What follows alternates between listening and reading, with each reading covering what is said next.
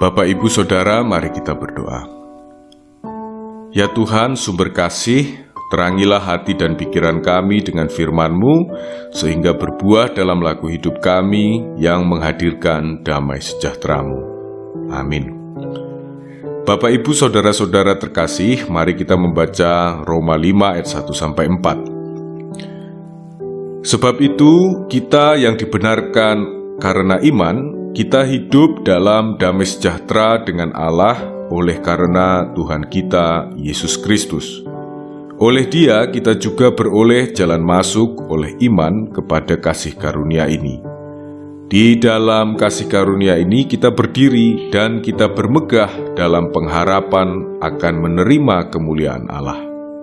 Dan bukan hanya itu saja, kita malah bermegah juga dalam kesengsaraan kita.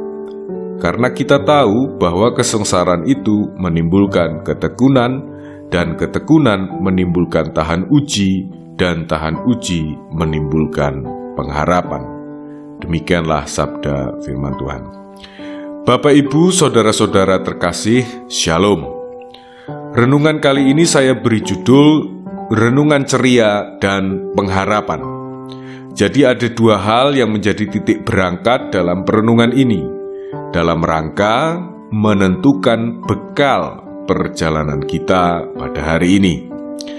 Titik berangkat pertama adalah refleksi atas renungan cerita indah Alkitab GKSBS. Singkatnya, Renungan Ceria GKSBS. Dan titik berangkat kedua adalah refleksi atas kata pengharapan dari Roma 5 ayat 1-4. Pertama, mari kita lihat Renungan Ceria GKSBS sebagai titik berangkat pertama. Silakan nanti Bapak Ibu berbagi juga pandangan apresiatifnya atas Renungan Ceria GKSBS dengan berkomentar dalam kanal YouTube ini. Menurut pandangan saya, ada hal yang biasa dan ada hal yang luar biasa dari Renungan Ceria GKSBS ini. Apa saja yang biasa itu? 1. Para pengisi renungan. Para pengisi renungan ceria GKSBS selama ini biasa-biasa saja orangnya. Entah itu pendeta, calon pendeta, mahasiswa, majelis jemaat, ataupun anggota jemaat, tidak ada yang terkenal. Mereka tidak memiliki penggemar yang jumlahnya hingga jutaan orang, apalagi sering masuk TV. Apalagi populer di Indonesia bahkan di dunia. Mereka yang mengisi renungan itu orangnya biasa-biasa saja. 2. Unggahan video renungannya.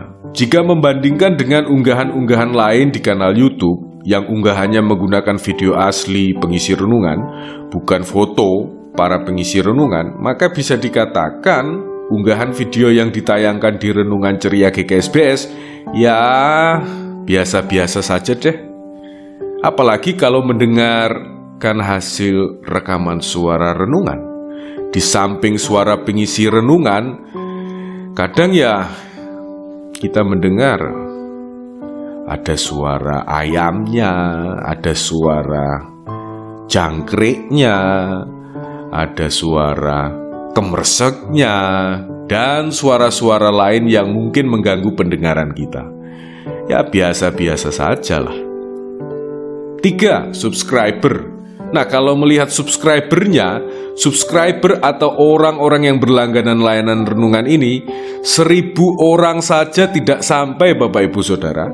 Subscriber layanan renungan ini masih kisaran 500-an orang. Padahal kalau dihitung secara matematis, mencari 1000 orang di GKSBS yang mau subscribe mestinya tidak sulit lah ya.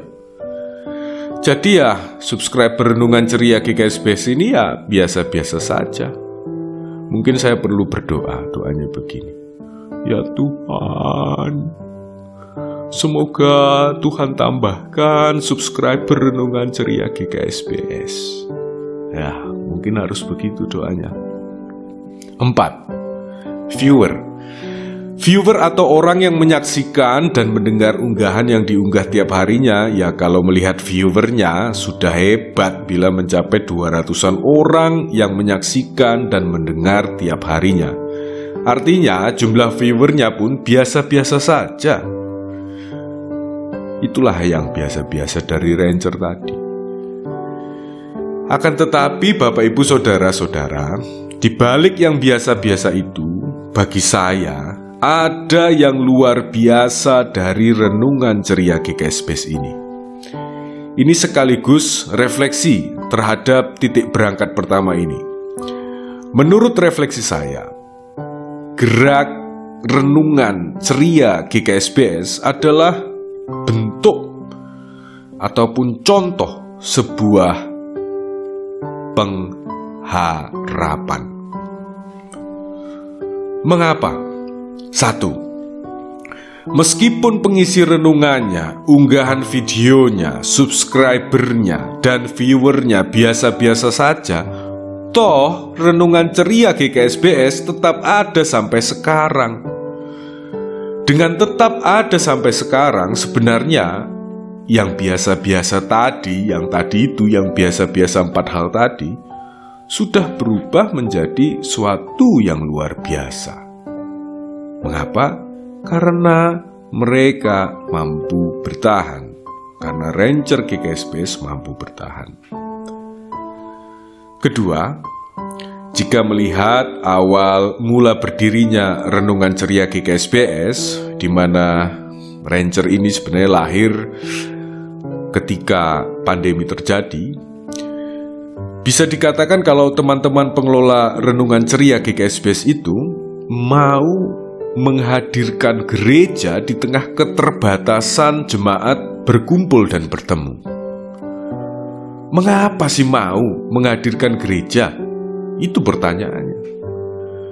Ya jawabnya ya karena ada pengharapan. Berharap bahwa Tuhan akan memberkati layanan mereka, dan berharap layanan mereka bisa memberkati para pendengarnya. Ini refleksi saya dari titik berangkat pertama ini dalam melihat renungan ceria GKS BS. Titik berangkat kedua yaitu teks Roma 5 ayat 1-4. Bapak Ibu Saudara, saya kutip kalimat berikut ini dalam Roma 5 ayat 3-4. Kesengsaraan menimbulkan ketekunan, ketekunan menimbulkan tahan uji, tahan uji menimbulkan pengharapan. Kata pengharapan dalam ayat-ayat ini menunjukkan bahwa pengharapan itu adalah sebuah hasil dari suatu proses. Ada hal-hal yang mendahului sebelum muncul pengharapan. Mula-mula adalah kesengsaraan, kemudian lahirlah ketekunan, dari ketekunan timbullah tahan uji, dan dari tahan uji muncullah pengharapan. Dari teks ini, sebenarnya kita bisa belajar bahwa kesengsaraan itu bukanlah alasan bahwa hidup itu harus berhenti dan kita putus asa. Di ayat 5, ayat 1-2 kita temukan bahwa pengharapan juga merujuk pada sikap pendasaran hidup pada kasih karunia Allah.